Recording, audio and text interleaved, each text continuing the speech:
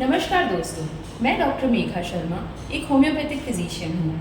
आज मेरे साथ मेरी एक पेशेंट प्रतिभा विलियम्स जी हैं, जो मेरे पास ब्लीडिंग की प्रॉब्लम के लिए आई थी। इनको मेंस्ट्रुअल ब्लीडिंग 20 डेज से कंटिन्यू थी, साथ में यूरिन इन्फेक्शन भी था।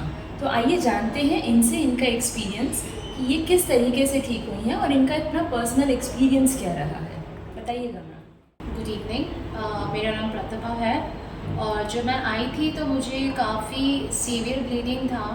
उस स्टेट में मैं आई थी और फिर मैंने मैम से डिस्कस किया अपना मैटर और फिर जब उन्होंने मेडिसिन दिया तो मैं हील हुई। बट इन बिटवीन दिस मुझे यूरिन इन्फेक्शन भी हो गया और बहुत सीवियर था। और जब भी मुझे यूरिन इन्फेक्शन होता है तो मुझे हमेशा एडमिट होना पड़ता है और बहुत ज़्यादा यूरिन इन्फेक्शन था। बट मेडिसिन से वो भी मैं हील हुई हूँ।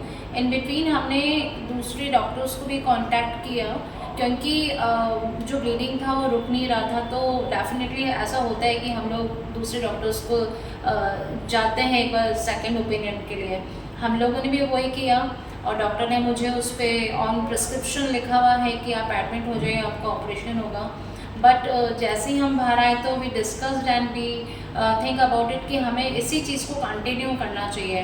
Then again I come to doctor Megha clear और उनसे डिस्कस किया कि मैम ऐसा ऐसा मैटर है। देन उन्होंने मुझे मेडिसिन दिया।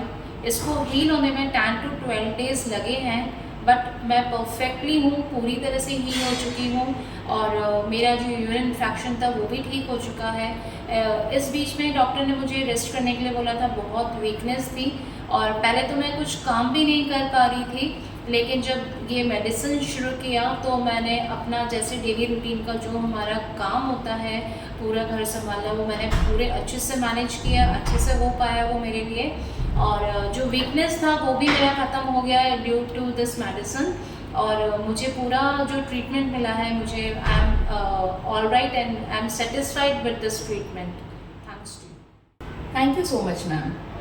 दोस्तों, जानने लायक बात ये है कि अगर प्रॉब्लम आती भी है तो किसी भी पार्ट को रिमूव कर देना कभी भी सॉल्यूशन नहीं होता।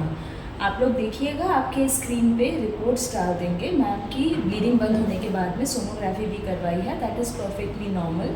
और इतनी सीवियर ब्लीडिंग होने के बाद, 1 महीना ब्लीडिंग चालू रहने के बाद भी मैम का हीमोग्लोबिन 12 से नीचे नहीं आया है।